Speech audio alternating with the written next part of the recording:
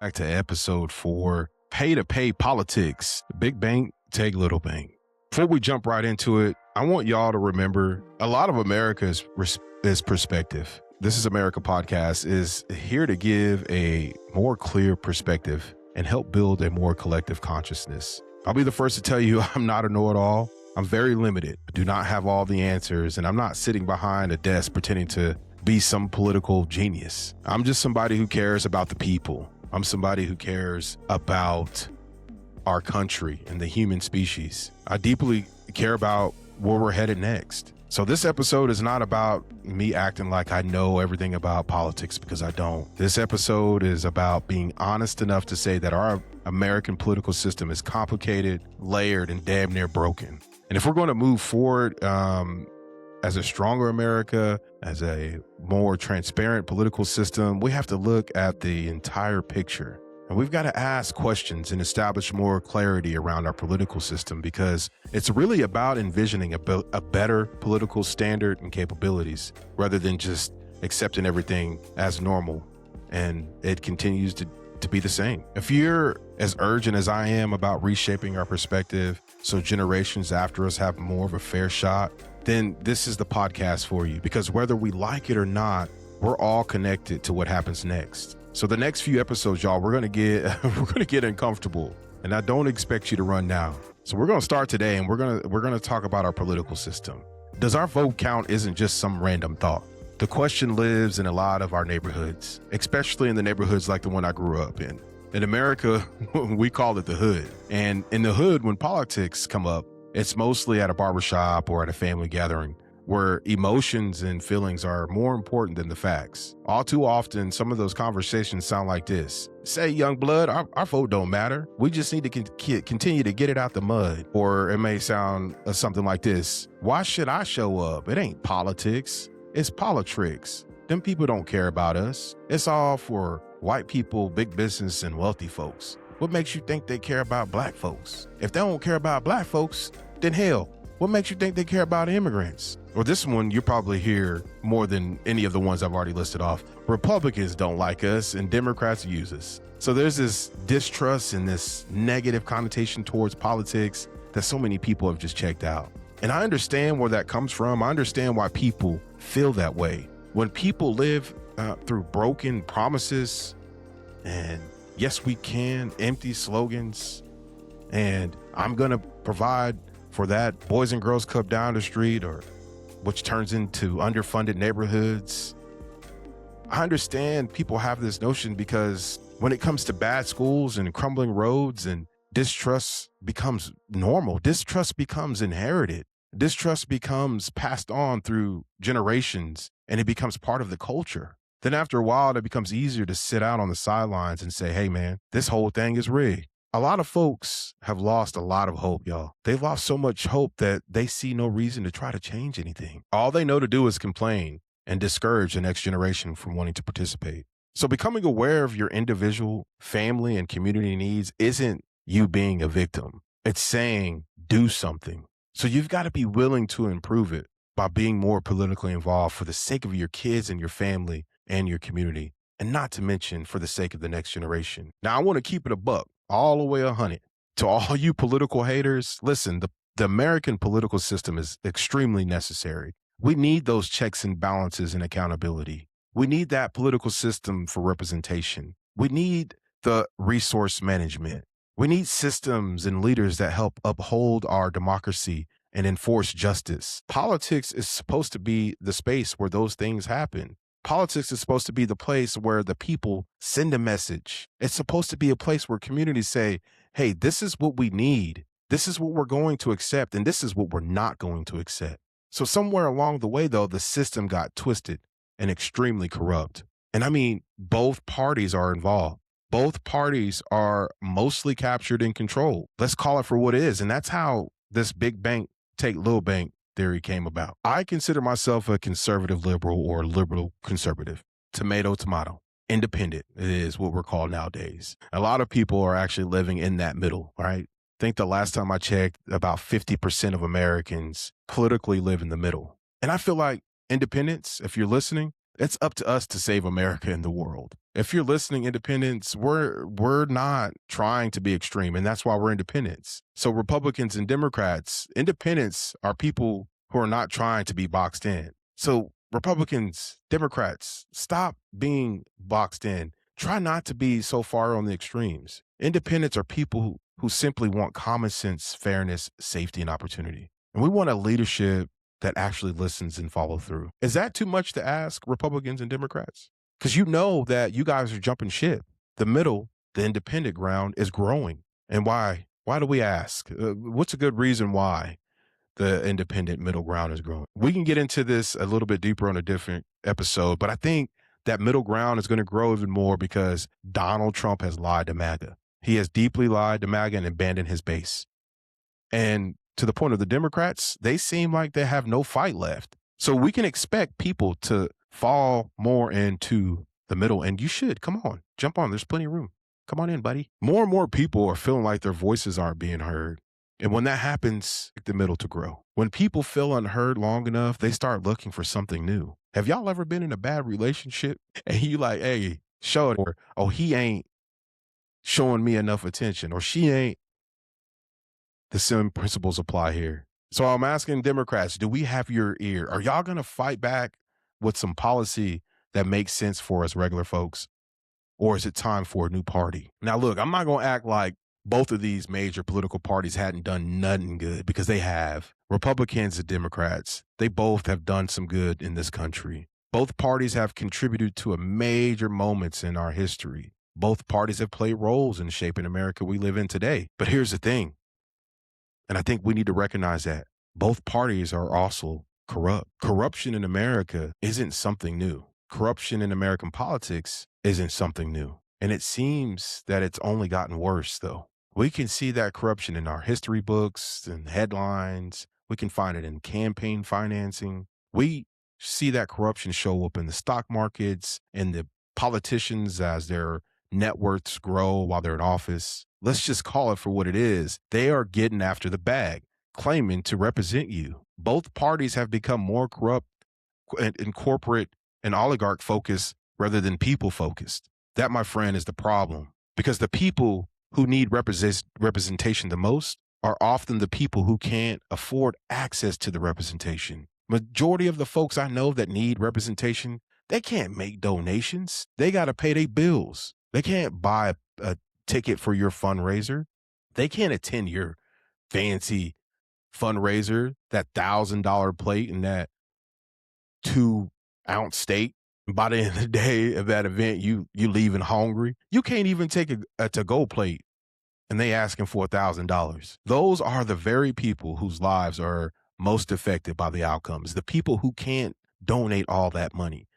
The people that don't have time to show up to your fundraisers. They're the ones that are mostly affected by the outcomes. And the big donors, they become a priority over the local mom and pop stores and community households. They begin to put the community last, and leaving the voters unheard is the tension. That is the part of our system that makes people say, hey, something is off here. Now, before we continue to dump on our system, let's acknowledge some arguments on the other side, because funding is very important and necessary. Our representatives need resources to do the job.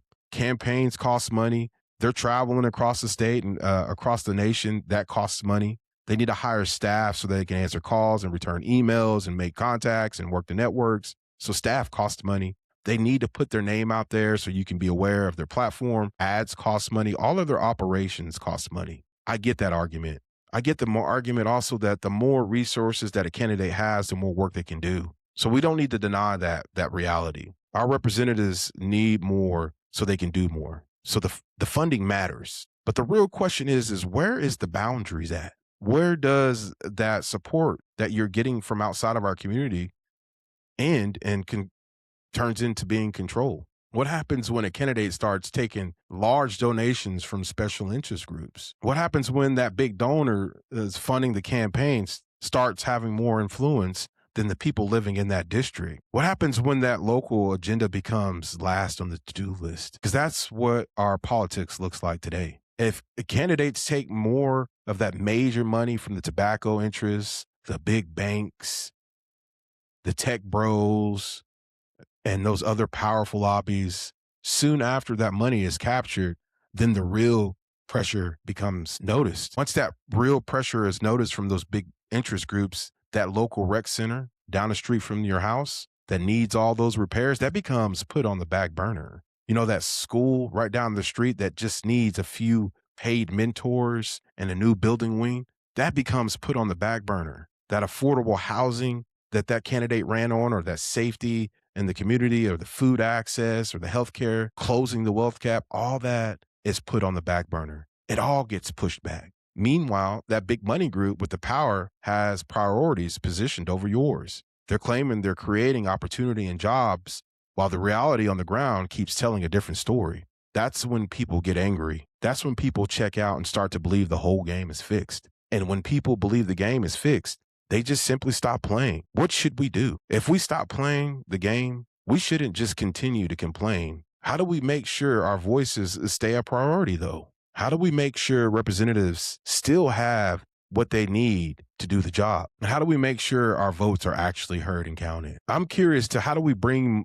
more of the non-believers back to the polls? Independents, we have a major part to play in this. The issue may be a national issue, but it's also a local issue. The distrust of our political system spreads across race spectrums, and as a result, we see low voter participation locally and nationally. So check this out. The numbers don't lie here. I did a little bit of research, and in Oklahoma, there are over 400,000 plus Black people, but only a small percentage of those Black people vote every year, and that's not okay. We can be frustrated, we can be skeptical of the process, but we cannot be absent any longer if we want change. There is a real reason to believe we're the weakest link in the political process, but we have to be the loudest, and we are the loudest to complain about the political process. We have to check ourselves, y'all.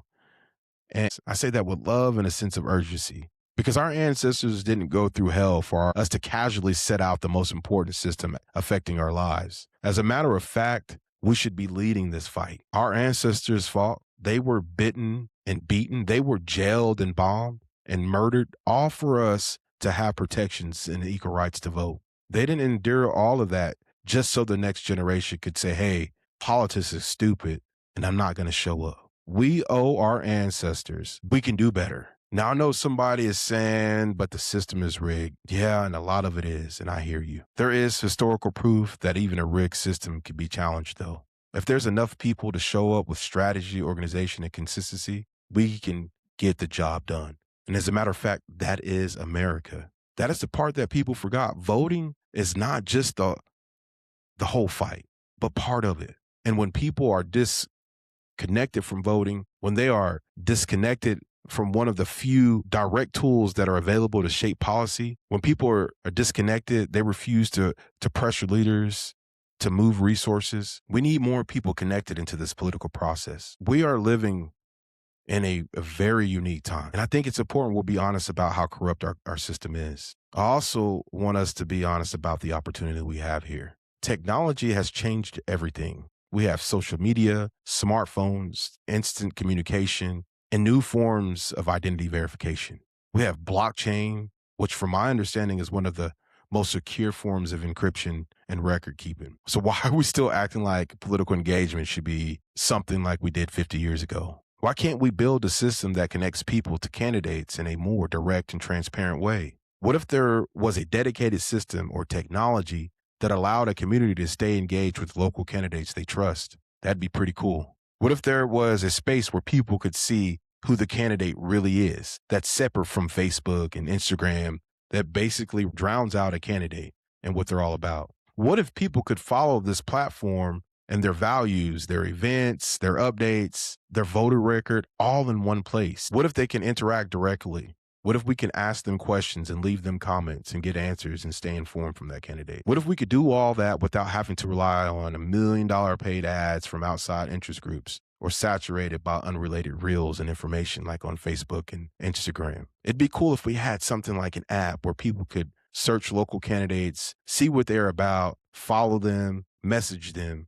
What's that one that everyone's using nowadays? Is it For You or no, not For You?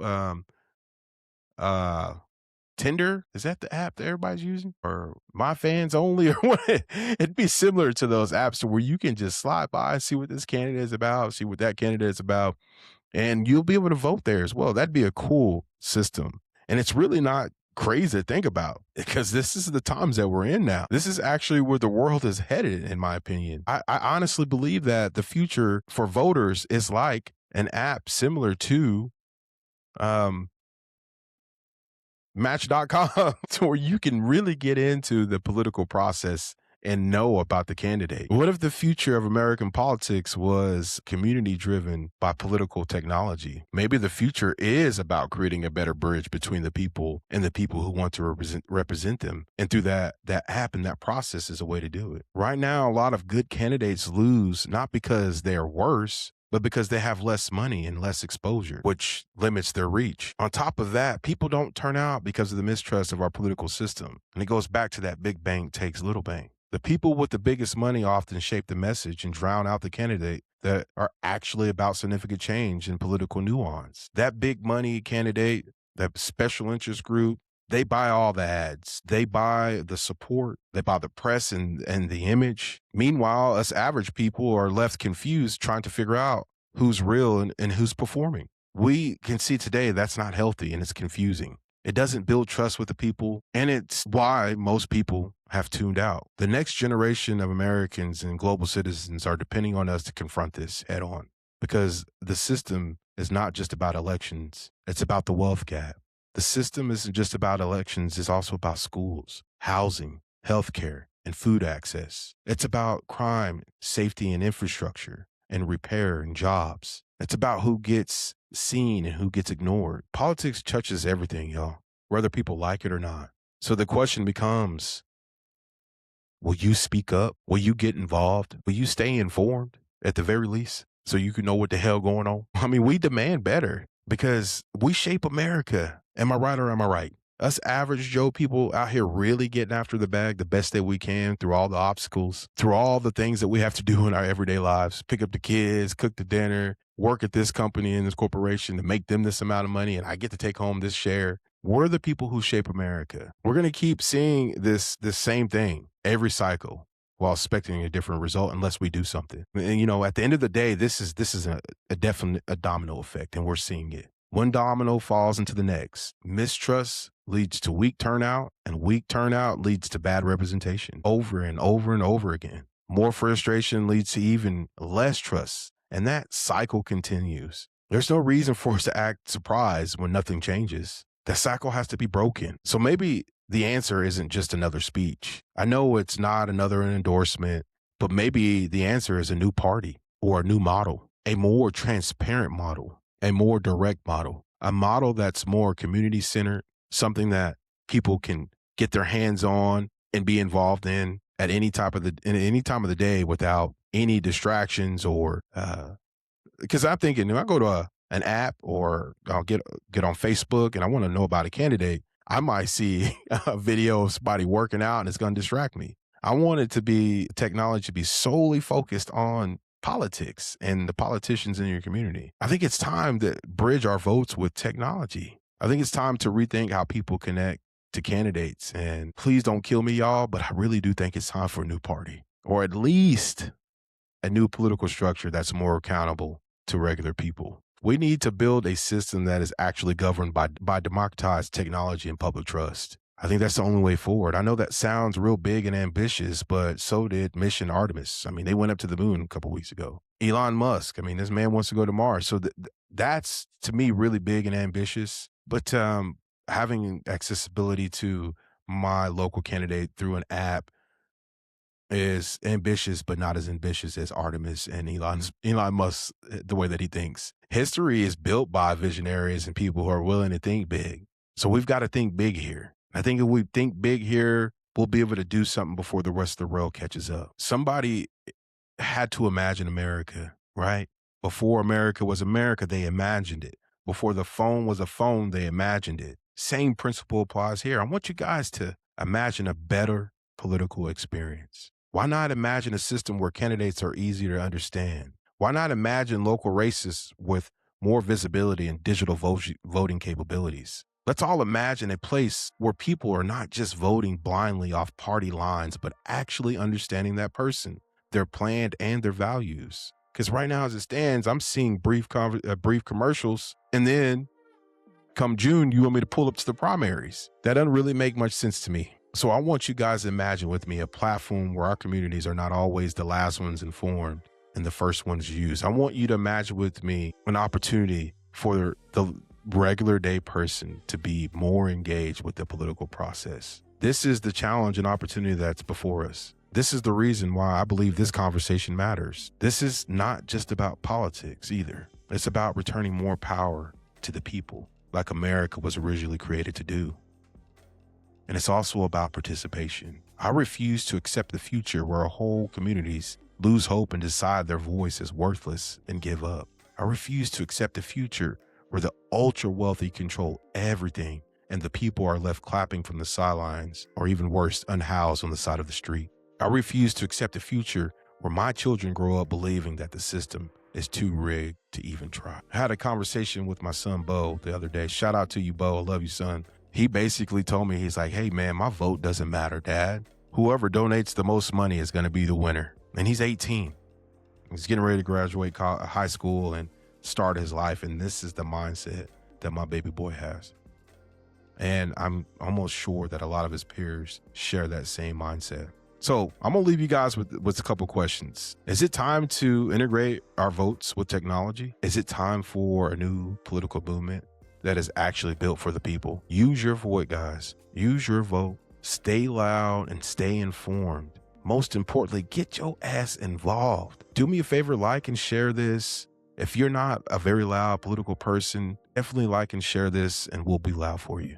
I want y'all to stay tuned. I'm going to be posting this episode. It's going to be my first video post of an episode on social media. Soon after that, I'll be posting all of my video content on Patreon. And so if you want to support the content, if you want to be involved, I recommend you download Patreon. Look for me on there. This is America Podcast. Add us and let's get this thing and keep this thing moving. I want you guys to be informed. We're going to be doing some fun stuff in this podcast moving forward. We'll be doing some reactionary videos, and we're going to stay up to date with topics and share people's opinions. I want to see what you guys think about the people that are really in the news talking about our politics, because I honestly feel like some of those people in the news talking about our politics are paid players as well. And so stay tuned. I'll be releasing an email for you guys to be able to stay engaged. And if you want to be on the show, you can email me with that email. So stay tuned for that. This is America Podcast. I love you guys.